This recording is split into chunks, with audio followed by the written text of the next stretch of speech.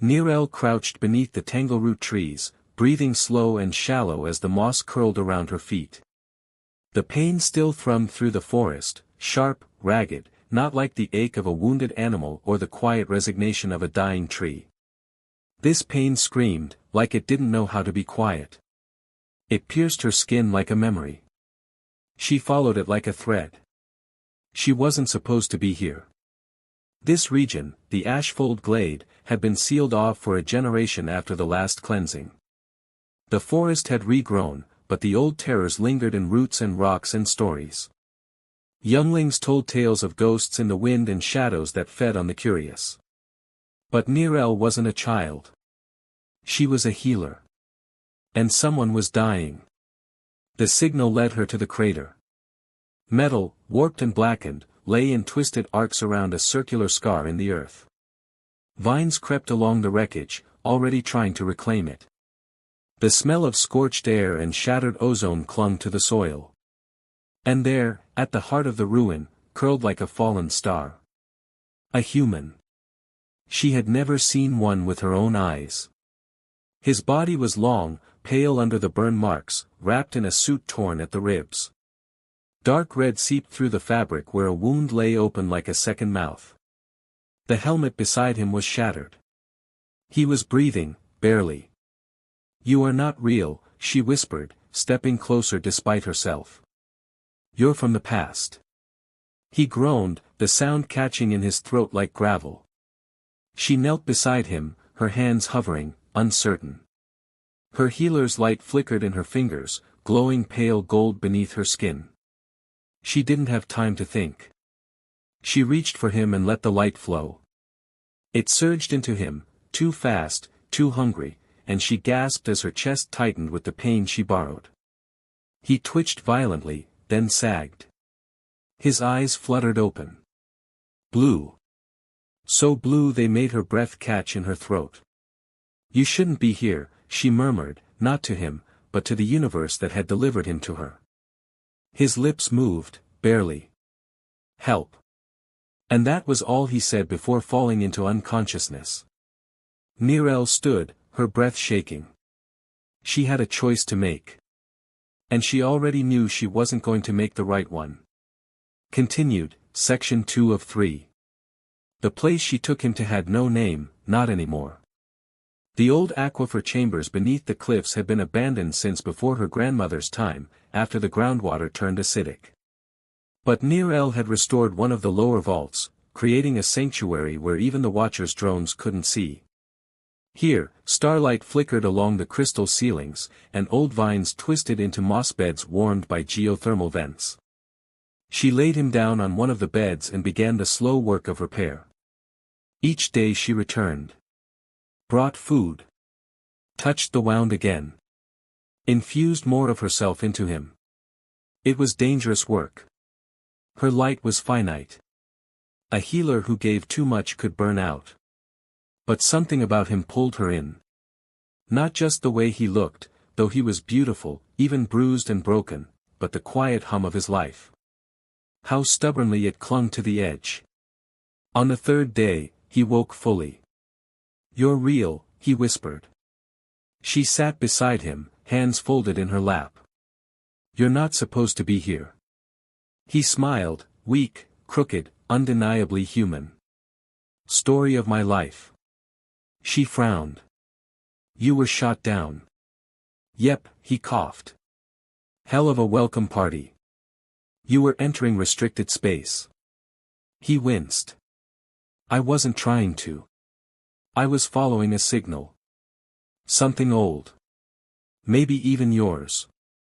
I didn't mean to intrude." She studied him. "Your kind is extinct.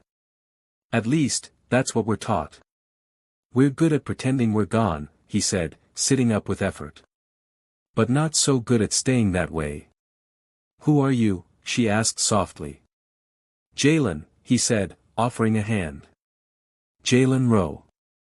Exobiologist. And, if I'm honest, not much of a fighter." She looked at the offered hand like it was a puzzle. He dropped it, looking away. "You don't have to trust me," he said. You just have to let me thank you. I haven't decided if it was a mistake yet, she replied. Then why keep me alive? She opened her palm. It glowed faintly, flickering gold and white. Because it hurt too much not to. Continued, Section 3 of 3. Weeks passed. The pain faded, but the ache remained. Not physical.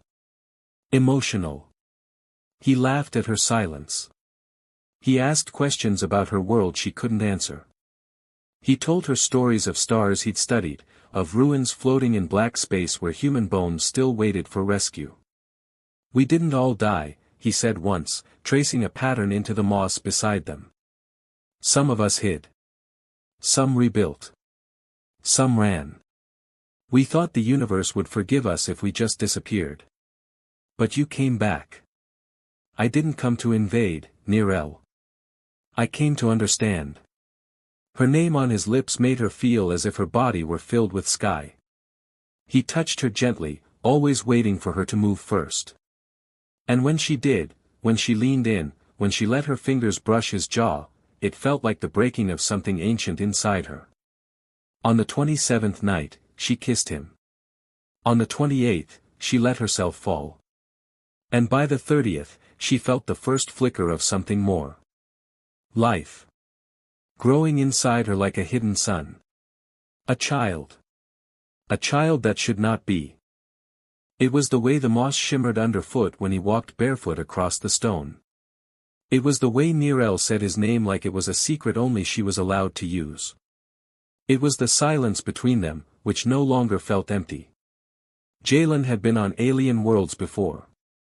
He'd touched the frost petals of Val Tryon. He'd studied the whisper shells of Kellen Prime, where every vibration was a memory. He'd danced through gravity wells and spoken across time delay to other scientists with grand dreams. But nothing had ever undone him like the look in Nirel's eyes the night she told him she was pregnant.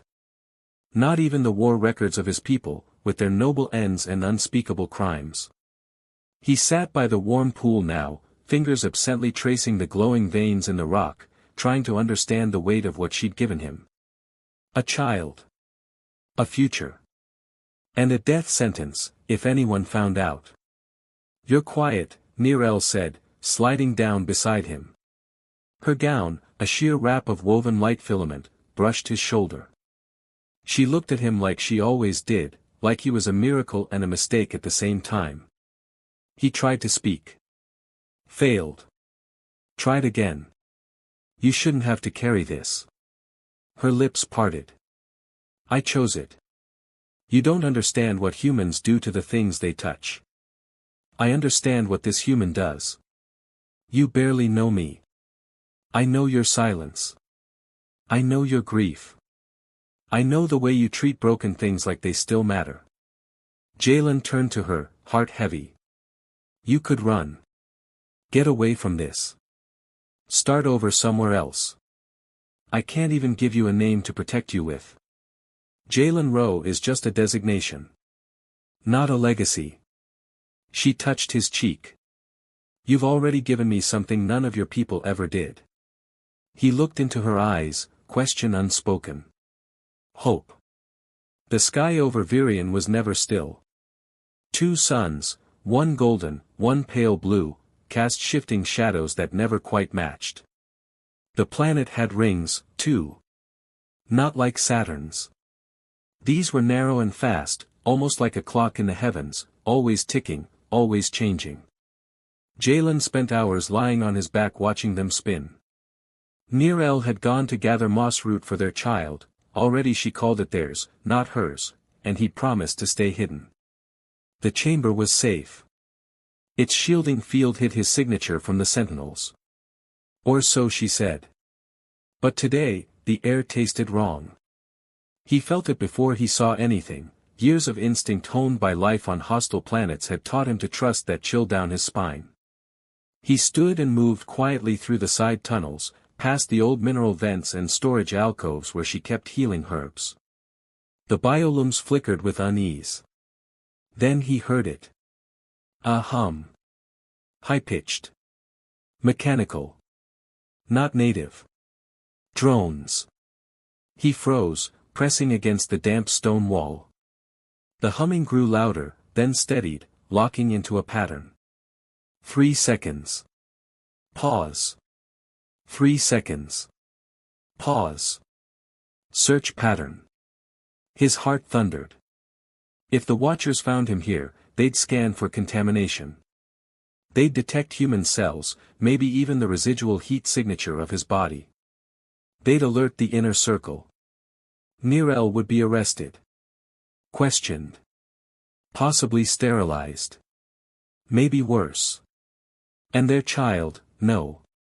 He couldn't let it happen. He didn't run. He moved slowly, precisely, just as he had when escaping the ruins of the Los 3 with a fractured ankle and no translator. He let his breath shallow, his feet touch only the quiet parts of the floor. Then he saw it, sleek, egg-shaped, obsidian black. A Watcher drone. Its eye glowed faintly, scanning the moss bed he'd just been resting on. Jalen stepped from behind the wall and raised his hands.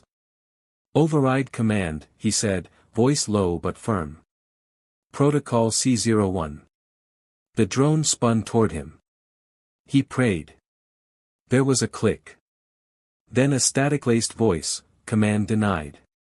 Species tag, unidentified. Possible void touch contamination." Shit. The drone powered its inner core, preparing to alert the central hub. He leapt. The moment his hands touched the drone, its outer casing sparked. It jolted, surged, tried to backthrust, but he was already gripping the shell, twisting, wrenching wires and data filament from its side. He'd studied this design in the data wreckage of a long-dead Virian satellite. It wasn't exactly the same, but it was close. A pulse hit his chest. Not enough to kill, but enough to sear. He collapsed, gasping, the disabled drone buzzing erratically beside him. Then silence. Moments later, Nirel appeared at the tunnel's mouth, face pale, eyes wild. She saw the drone. Saw him. And screamed. He woke in the quiet again. But not the gentle kind. This quiet was full of sharp edges. Nirel sat beside him, her hands coated in blood light, the healing burn she had pulled from his skin. The drone's core rested nearby, wires neatly torn out. Her expression was unreadable. "What were you thinking?" she whispered. "It found me. You should have hidden. I couldn't let it find you." She turned away, shoulders shaking. Her breath trembled like the surface of the mineral pools when storms brewed overhead. "You were nearly killed. So were you. I am not the important one here," she snapped, then instantly covered her mouth. He stared at her. "Understood. It's starting," he said quietly. She nodded, slowly. "I can feel it inside me," she whispered. "Growing. Reaching." He reached out. Touched her belly, gently. There was warmth. Not just heat. Light. Like starlight under skin. That night, he held her. Not like a lover, but like something sacred and borrowed. She didn't speak. Neither did he. There were no songs for moments like this. Only silence. And the sound of two hearts beating in time. Kale was not prone to jealousy. Not of rank. Not of talent. Not even of love. But when he touched the moss bed in Nirel's abandoned healing chamber and felt its lingering heat, he could not pretend. It wasn't the kind of heat left by medicine or recovery. It was the heat of shared breath. Of stolen moments. Of love that dared not survive in the light. He stood slowly, letting his fingers trail across the markings on the stone, her markings. The way she had always carved patterns when nervous. This one spiraled. Inward. Nirel had always moved in spirals. She hadn't come to the last gathering of healers. Hadn't attended council renewal. Not even when her sister's name had been sung into the skyfire during the annual bond remembrance. Kale hadn't wanted to think the worst. But now he couldn't stop. She was hiding something. Or someone. And he had found the proof in the forest where no healer dared tread. A shattered drone. Its tracking eye melted, its signal stripped. A human heat signature embedded in its memory core, though blurred, tampered with. Someone had known what they were doing. Nirel always had. He carried the wreckage now, hidden in a black linen wrap, back to the Tower of Reflection. The inner circle would not like what he had found. But they needed to know. Even if it shattered what remained of his bond with her. They had once been a pair. Not lovers. Not yet. But entwined in the way only bond pairs could be. Matched as children by song and breath, raised to complement, to balance. Nirel had always been the wild one. More heart than law. More soul than rule. Kale had steadied her. Until the day she stopped needing to be caught. He had not fought her when she refused the bond seal. When she gave back the ring etched with his essence. He had only nodded and watched her leave. But he never stopped knowing where she was. Or what she might become. The inner circle met in silence. 12 minds. 12 voices. Each cloaked in thought thread so thick it pressed against his lungs. You bring us fear, the oldest said, eyes glinting like starlight behind a veil. And proof. Kale laid the drone on the obsidian table. Unwrapped it. Said nothing. The circle examined the wreckage. One of them, a quiet flame-haired elder named Silra, touched the melted core and whispered, "Human." A tremble passed through the chamber. "You are sure?" another asked. "I am. This is not a recent trace. It could be centuries old." "No," Kale said at last. "It is recent. The readings were fresh. The moss bed still warm. And..." He hesitated. "And... I believe the human is alive." The silence that followed was not empty. It was expectant. "Do you know where?" Kale looked down. "I believe, Nirel is protecting him." Now the silence fractured. Not all at once, but in sharp, cracking bursts. Nirel. Child of the light stream. Healer of the storm ward. Loved and lost. Now a traitor. "You are certain?" Silra asked, voice lower. Kale closed his eyes. "No, but my soul is." The circle turned to one another, mind threads weaving behind veils. Then the eldest spoke. "If she harbors a void touch, she endangers our species. The bloodline must be preserved." Kale bowed his head. "I will bring her in." But he didn't go to arrest her. He went to find her. Not as a judge. As a man who still remembered the way she looked the night they broke their bond. How she had not cried. Not wept. Only touched his face and whispered, "I'm sorry I could not love the way I was told to." And he had said, "Then love the way you were meant to." He found her by scent. Not perfume. Not fabric. But light. Nirel's light had always been unique.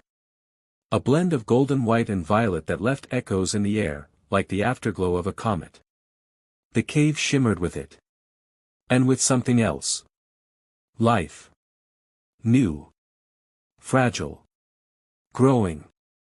She was standing by the mineral pool, her hands on her abdomen, humming a tune he did not know. It wasn't a Virian lullaby. It was older. Or newer. "Nirel," he said. She didn't flinch. Didn't turn. "You came to take me back." "No." Now she turned. Her face was thinner. Her hair braided in new ways. She looked like someone who had learned to carry two hearts. "Why, then?" "To understand." Her expression softened. "Just a little." "You saw the drone?" "I did."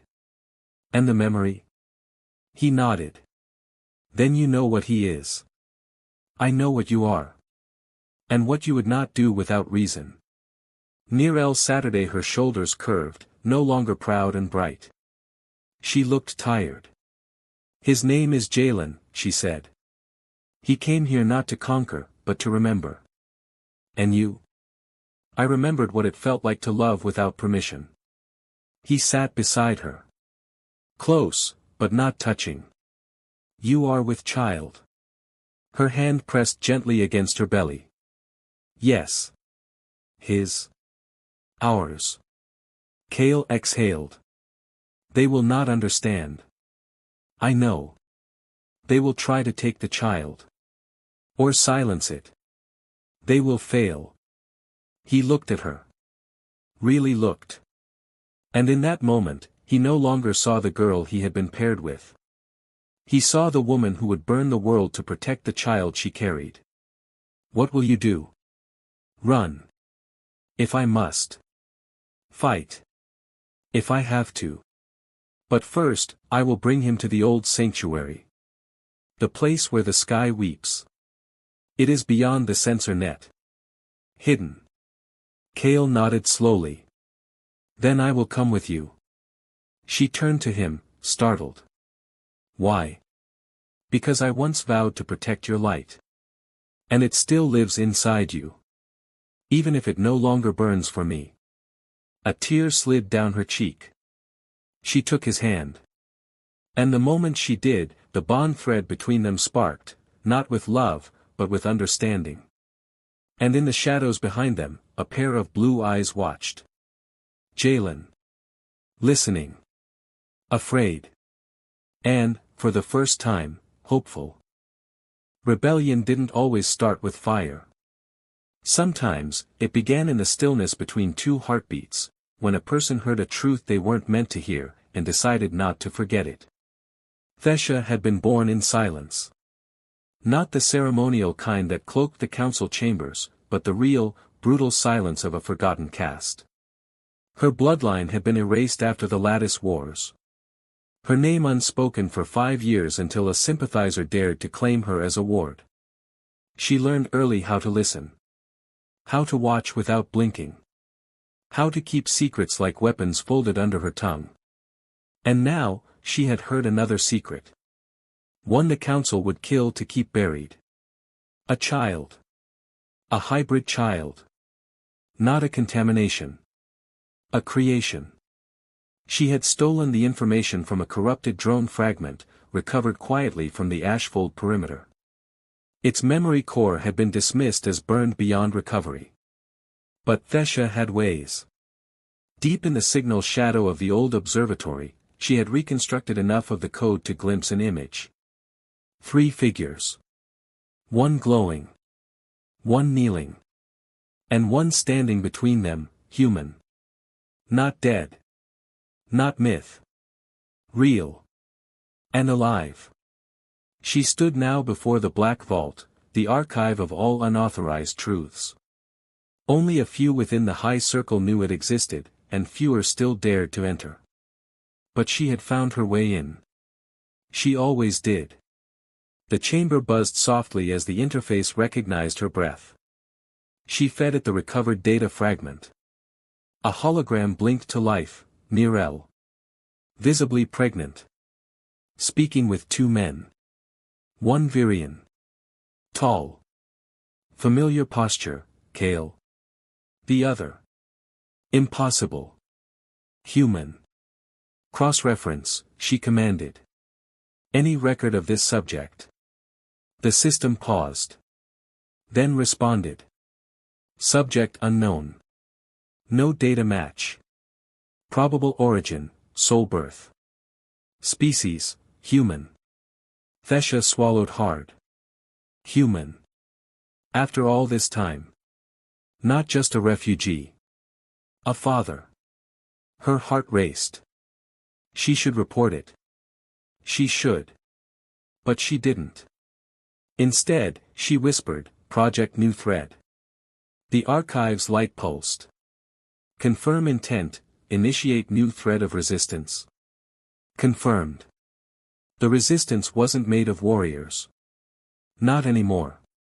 They were engineers. Forgotten archivists.